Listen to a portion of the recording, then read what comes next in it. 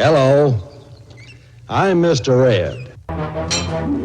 TV Crazy Man here. In this video, we look at the classic television series Mr. Ed with Goofs, special effects, and amazing fun facts. I'll look at the time Clint Eastwood took on Wilbur and Mr. Ed, and how close did we come to a Mr. Ed Lassie crossover? And which came first, Mr. Ed or Francis the Talking Mule? And how did the Francis movies connect to Mr. Ed? Well, don't look at me. The answers may surprise you. Plus, likely the weirdest Mr. Ed episode to ever air with aliens. So hang on to your saddle, partners. We're about to get started. He sounds like the Hollywood freeway at 5:30. In the episode Ed the Jumper, you can see a thin black line that seems to be related to getting Ed to talk.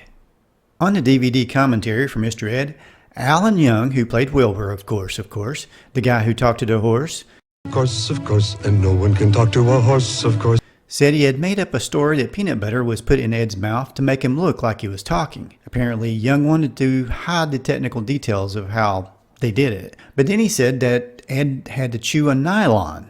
He also said that after a while, Ed got to where he would just start moving his lips whenever he stopped talking. In rare cases, you can see other episodes where strings were attached to Ed. I think they were used to clue Ed in to when to move his lips and also to gently tug at him to make him move his head where needed. Strings came in handy for helping Ed catch a newspaper thrown by Lassie's John Provost, who had just recently ended his run on Lassie.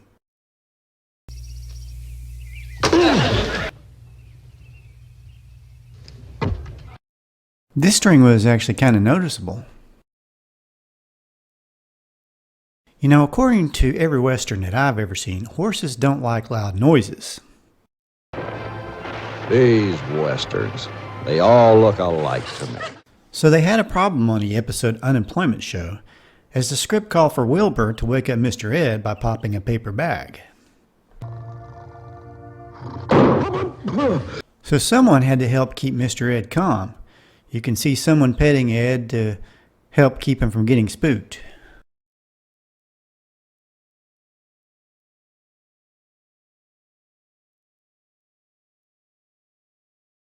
Very funny. What more could you possibly do to me?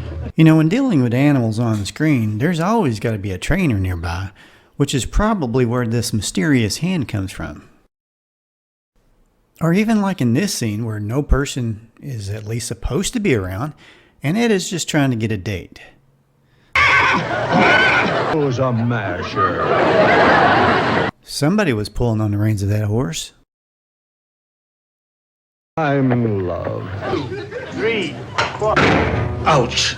On the episode, Ed the Jumper, it appears as though Ed accidentally hits himself in the head while lifting weights.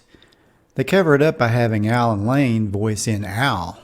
Of course, I can't prove that they just went with this goof, but I don't think they would have trained Ed to hit himself in the head like that. Ouch. In the episode Ed the Donkey, Wilbur and Ed are lost. Now take note of the light-colored shirt that Wilbur has on. Suddenly, Wilbur is knocked off Ed onto a limb, and he's changed clothes. Ed, I told you to be careful of these low-hanging branches. Besides the weird shirt thing, where exactly was that limb that Wilbur supposedly got hung up on? On the episode, Ed the Chauffeur. Ed is driving down the road when he suddenly appears to enter the Twilight Zone, as he goes from 1964 to somewhere in the late 30s or early 40s. From cars that look like this to cars that look like this. When Ed gets pulled over, there's a mysterious lady watching the whole thing, seen in the background. Somehow, I think she had nothing to do with the production. She seems sort of entertained, not quite like freaking out as one might if you saw a horse driving, and then she just sort of walks off. I bet she probably thought she was on Candid Camera. In this scene, there is one small clue that lets you know that Ed must have had to do this more than once to get it right.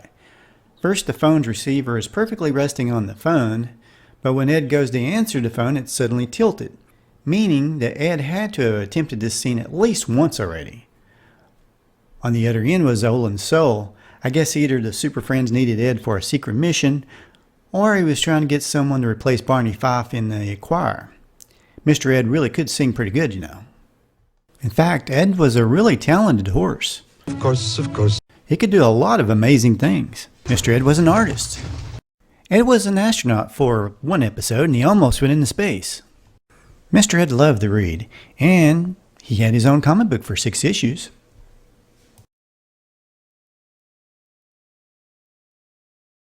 All begin together. Ready, go. That's it, slowly and up and down. Ed's workouts with Jack LaLanne made it possible for Ed to hit the beach with confidence. Now let's look at who came first, Mr. Ed or Francis the Talking Mule. In order to answer this question, we need to go back before Mr. Ed's TV series. What kind of a name is Ed for a horse? The Mr. Ed concept came from short stories written by Walter R. Brooks, with the first one being published on September 18th, 1937. This is impossible. I don't believe it. Now, Francis the Talking Mule was based on 3 short stories written for Esquire that were later combined into the 1946 novel Francis. I don't have any money. I left my wallet in my other shoe. Gee, The creator of Francis, David Stern, says he came up with the idea after 1943 while he was in the Army. So even though Francis was in the movies before Ed was on television, Mr. Ed existed a few years before Francis. But without Francis, there may not have been a Mr. Ed TV series. That's ridiculous. You see, Arthur Lubin directed Francis the Talking Mule movies, and he wanted to make a Francis Talking Mule television series, but he couldn't secure the rights, so he optioned the Brooks Talking Horse stories for TV instead. Now, while I'm looking right at you, say something. So famous comedian George Burns financed a pilot for Mr. Ed. I'd like to give an imitation of George Burns, but I can't talk like him. Lubin was unable to sell the show to a network, so he sold it into syndication first, but the series was picked up by CBS on its 2nd season. Allan Lane was the voice of Mr. Ed. How now, brown cow. He was famous for his starring roles in Western B-movies before Ed as Rocky Lane. He is also well known for playing Red Ryder, which was a famous comic strip. told you to butt out of this, Red. But I butted in, Perry, and I'm staying in. I want to tell you this, fella. You can't run away from yourself. That's what you think. Remember the kid from A Christmas Story? He wanted a Red Ryder BB gun? You'll shoot your eye out, kid. Well, it was affiliated with the same character, and now you know where that came from. Lane didn't want to be known as the voice of a horse at first, refusing credit. And no one can talk to a horse, of course. But changed his mind after the show became so popular. Stop complaining. But because kids thought the horse actually talked, the producers offered him more money instead of credit. So Mr. Ed was listed in the credits as himself. Lane actually ended his career with Mr. Ed. He didn't do anything afterwards. It's interesting that he went from riding horses to becoming one. We'll always be grateful that he did, though, because no one else could have done Mr. Ed's voice so perfectly. The horse's real name was Bamboo Harvester, and his trainer was Les Hilton. Can you imagine if the show was named Mr. Bamboo Harvester? Believe it or not, Bamboo had a stunt double named Pumpkin. Pumpkin later appeared again in the television series Green Acres. I was Mr. Fred. Will you keep your mouth shut? How about a blanket? Who said that? The cow. Post your memories of Mr. Ed in the comments. Of course, Alan Young played Wilbur. What kind of a name is Wilbur for a man? Also famous for the 1960 movie Time Machine, and as the voice of Scrooge McDuck. His last credits were as Scrooge in 2016. He did voice work in several other animated series as well. He also appeared in the 2002 movie The Time Machine. I certainly do. Don't I, dear? Thank you, honey. Connie Hines played Carol Post, Wilbur's wife. She appeared in shows like Perry Mason, Sea Hunt, and westerns like Johnny Ringo and Bronco. But after Mr. Ed, she didn't do a whole lot of acting. Her last credit was Room 222 in 1973. Larry Keating played Roger Addison. He died halfway through the series. He was a longtime friend of George Burns. Before Mr. Ed, he played Harry Morton on the long-running series The George Burns and Gracie Allen Show, and the follow-up, The George Burns Show, which came after Gracie retired. George Burns was, of course, a producer and financier of Mr. Ed. Edna Skinner played Kay Addison.